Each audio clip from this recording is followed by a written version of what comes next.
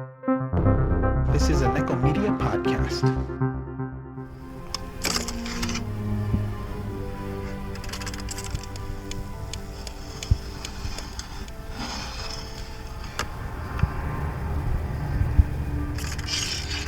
What's your pleasure, sir?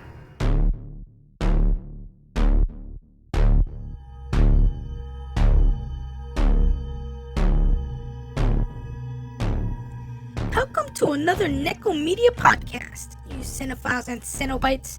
I'm your host, Annika Pussyfoot, Cinderella Hellborn, mother of Grendel, bringer of chains, yada yada yada yada. Y'all know who I be, the incredible Annika P. Excuse me, I'm hyping myself too much here. Hope you enjoyed last week's Cinebite. Oh, and before I forget, you want to know what I'm thankful for? Pain. I like pain.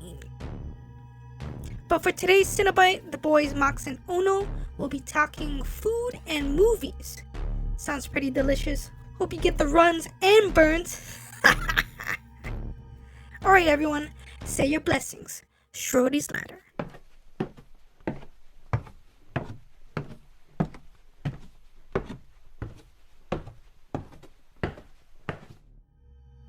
Alright, welcome to a special Schrody segment. Today it's Cooking with Mox and Ono.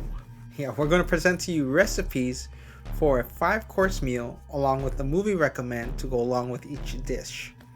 A few of these recipes come from family. Not sure if they stole it somewhere because they are damn good. Yeah, very tasty. I'm craving these dishes already. We'll be posting the recipes on our Tumblr page and pictures of the actual dishes on Instagram. Yeah, so please check them out there. Let's get our eat on!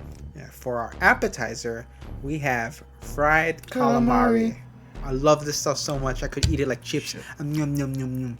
I just had this for the main course already. Yeah, for those who don't know what calamari is, it's the culinary name for squid. I can't imagine who doesn't know that, but if you're just eating that as poo-poos when you go out drink and you don't know what the fuck you're putting in your body, yeah, it's squid. So, actually, I had no Spoiler idea. alert, it's squid. I had no idea what it was in the beginning. They just said a name and I ate it, and it was wonderful. wonderful. What else mysterious foods you've just eaten? Like, oh, this is good. Right. Rocky Mountain oysters. Oh, that's good. But I guess calamari does sound more appealing than squid. Probably a good idea. I pass on knowing what was in my bologna. It Just has a call first that. name. Well, just call that bologna delicious. Have Bologna you ever? is delicious. Yeah. Have you ever tried calamari? I have. I hate it. I like the breading on it, but it's too chewy. And chewy. I can't eat chewy shit.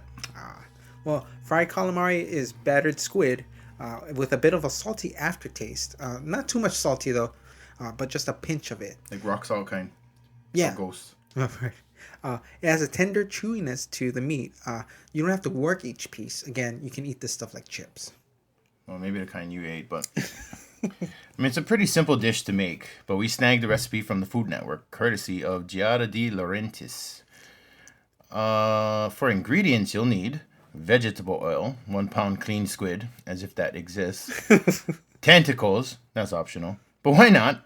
You'll also need 2 cups all-purpose flour, 2 tablespoons of dried parsley, salt and pepper, 2 lemon wedges, and 1 cup of tomato sauce or marinara. This dish may take about 30 minutes to cook. Varies with the amount you are cooking, but this has about 6 servings. So what you want to do first is pour the vegetable oil in a large saucepan. Or 1 local people servings. Yeah, about 3 inches deep. Heat to medium heat, 350 degrees. So you can mix the parsley, salt and pepper, and flour in 1 large bowl while that's heating up. Now take the pieces of the squid and now coat them in the mix you just made. Now place each battered piece and carefully place it in the pan of oil you have on medium heat. Fry until crisp or golden color. Now you can serve them with the lemon wedges and preferred sauce. Enjoy. That's all to it. Yep.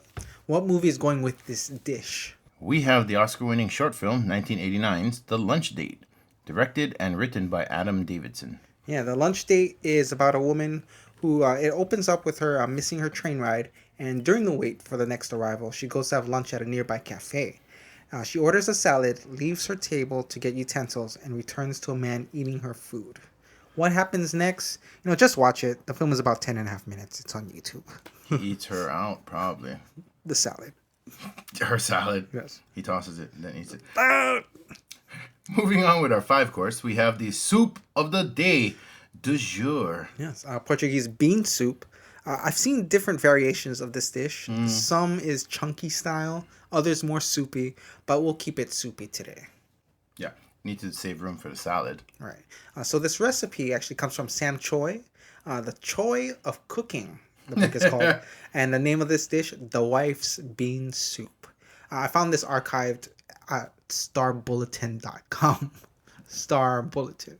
That's a little while back then. So ingredients include 2 cups of dried beans, kidney, pinto, or red, 2 smoked ham hocks or ham shanks, 3 cups chicken stock, 1 cup chopped cilantro, 2 cups diced potato, 2 cups diced carrots, 1.5 cups of diced onions, half cup diced celery, 1 Portuguese sausage, 10 ounces. That's a fair part of the soup for me. Yeah.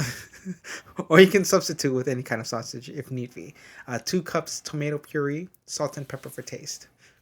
Yeah, this recipe calls for soak beans overnight, and then drain them next day. So first, combine the soaked beans, ham hocks, chicken stock, cilantro, and 6 cups of water in stock pot. Bring it to a boil, then reduce the heat and simmer until meat and beans are tender. Then you remove the skin and bones from the ham hocks. Shred the meat and return to your stock pot. While it's coming to a boil, you can fry up your Portuguese sausage. Then add to stock pot along with the potatoes, carrots, onions, celery, and tomato puree. Cook until potatoes are tender. Season it with salt and pepper. Sounds good. Sounds delicious. Sounds like a whole meal, not even soup, right? I know. This the thick stuff. But so the movie we recommend to go along with this dish, tortilla soup. I don't get it. Why didn't we just give a tortilla soup recipe? I felt like eating Portuguese bean soup. Like, yeah, I don't know how popular tortilla soup is in Hawaii, but Portuguese bean soup, you get that everywhere. Everywhere. Yeah. So, I mean, I guess because soup is in the title and its focus is on a master chef and his family. That's a pretty dope movie. It is. Yeah, more or less. That's what it's about. But yeah, for sure. Good movie. Yeah, it was. So, what's the next dish? A salad. Ugh. God's mistake. Are you recommending salad days with this dish? It's got the word salad in the title. No, actually, to go with this dish is Eat, Drink, Man, Woman. Oh, yeah. The original film that tortilla soup is based on. Yeah, directed by Ang Lee before he did gay movies. The Life of Pi. Or romance broke. movies, you mean? Romance. I guess it is, but it's gay. Like Crouching Tiger would be a romance, right? Yup, totally. My friend Pavel was crying, bro. We left the theater and Cousin Pox told him, "Hey, everybody look! Everybody look! Pavel's there crying!" Poor guy, but that's what you get for your name being Pavel. So yeah. That was one of Ang Lee's earlier works, nominated for Best Foreign Film at the Academy in '94. But it was a Russian film that went home with the Oscar. Yeah. Tortilla soup is pretty much an exact remake of Eat, Drink, Man, Woman, aside from some minor subplot changes. Yeah, instead of Chinese, they are Latinos in America. Yeah. I feel both films, though, you're invested in the family and all the other characters. But it's almost all of a sudden everyone just starts leaving the household all at once. Like in Tortilla Soup, she bought that apartment complex. And then, well, they all needed to move beyond the grasp of their controlling father. But it seemed like once someone did it, then a chain reaction, yeah. domino effect. Everyone just right? You always need one person, right? To kind of one thing to stoke the fire, Then it burns. Then let it burn. And the only real difference between the two movies, Eat, Drink, Man, Woman, felt more dramatic and serious in tone. It was. And in Tortilla Soup, it's just like its dishes, very spicy and energetic, and loads of appetite. Hey. So what kind of God's mistake are we making? It's simple, really. This one comes from my sister. Nice. 2 romaine lettuce chopped, 1 bottle of Ken's Caesar dressing. Is that a good one? I gotta try that. I've been searching for a Caesar dressing that I like that you can buy from stores. Like I like the kind they give you at places where you eat, but I haven't found a good home one. Yeah, Ken's Caesar dressing is pretty good. I'll check that out. Try that one. 1 chopped red onion, and your choice of croutons, and a package of shredded Parmesan cheese. Yeah. Put everything into one big bowl and toss. Toss it. Toss it. The salad. My ass, come on. All right, the main course. Yes, for this main course, we got Meatloaf. Toss your own ass, you fuck. The food now. Not Yeah. I want to. Yeah, we're not eating that guy. Fucking weird. Yeah, so for this meal, you need about 2 to 2.5 pounds of hamburger meat, diced garlic, diced onions, 2 packets of saltine crackers, 2 eggs, 1 can tomato sauce, and salt and pepper. Yeah. So you're gonna take everything that was just listed and mix it all up. Be Yes. sure to crush those crackers though. Don't put them intact. Crush Yeah. them. Yeah, I mean, crush I them. don't know who would, but maybe. Yeah, and chop those onions too. Don't put them. Yeah. I mean, if we need to explain this, Yeah. like, what kind of listeners we got? Second grade. I'm this many. I'm cooking now. I'm chef. So as for the diced garlic and diced onions, spread it out. Yeah, spread all that out. This will be going into an oven baked pan or oven baked pan. You bake the pan too. That's fine. And then you bake the meat. But first, you need to bake the pan by itself. Use 1 fresh oven baked pan. Right. So be sure to preheat that oven to about 400 degrees. Check accordingly while it's baking to your desired preference. Maybe about total time, I'd say 2 to 3 hours. So check every hour after that first hour. The final product is a bit oily, but that's what makes the dish so juicy. The egg and crackers give the meatloaf some extra texture, and that tomato sauce will coincide with the garlic and onions to give it that zing in your taste buds. Yeah, Zing. I noticed you use that in substitution of using like just already crushed breadcrumbs. So I'm anxious to see how that turns out. Yeah. Or you could maybe try croutons. Crush them up though. Yeah. Or croutons good. Or maybe leave them intact because then the oil might soak them up and make them like Like bread, okay. like stuffing. Yeah. Oh, that might. Yeah, okay. Just a extra texture. Nice. Yeah. Textured.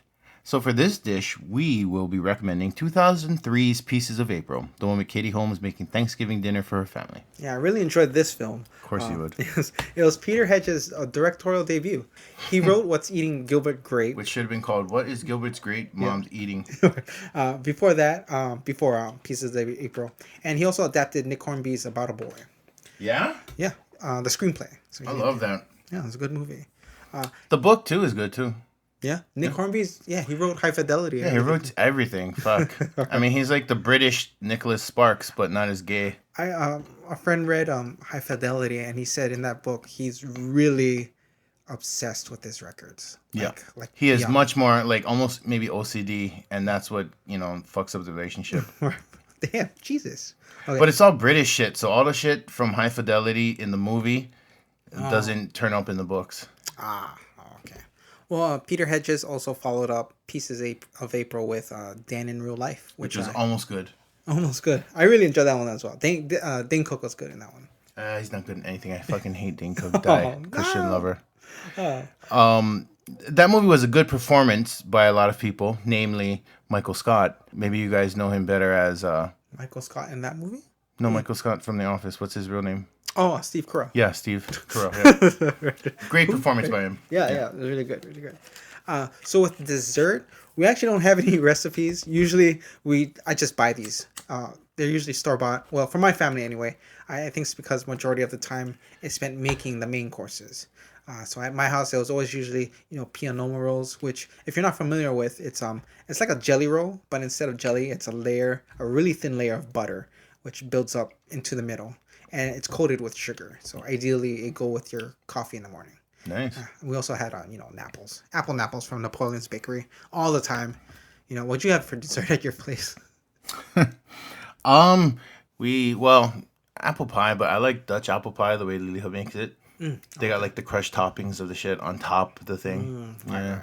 We ate a lot of stuff like fucking mom guys are keen on empanadas. I like the scones that everything usually we got was either from Napoleon, but before that, Lily Bakery because it's just right down the street. Oh yeah. Even though it's always crowded as fuck. The cream puffs. Yeah, cream puffs are good, and they make Cocoa Puffs and that kind of shit. They have a good red jelly that's good for toast and shit like that too. Yeah. Nice. Well, for dessert, we have a 3-parter. Yes, we have blueberry cheesecake, mochi ice cream, and a mango sorbet. Yeah, and they're really small servings, so you'll have just enough room in your belly if you didn't already stuff it with all Sorbet that or meatloaf. parfait? Sorbet. Sorbet. Okay. Yeah, there's actually sorbet machines, but you gotta buy that, and then you can make your own. No thanks. Yeah, I'm not with that. Yeah, and to go with this dish, Willy Wonka and the Chocolate Factory. because there is nothing else sweeter. Well, I hope you enjoyed this segment. That is it for this 5-course meal.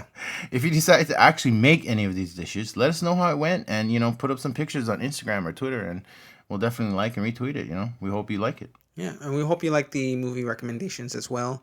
These films are both entertaining and just a lot of fun to watch. Happy Thanksgiving, everyone. Stay safe, happy holidays, and enjoy Black Friday.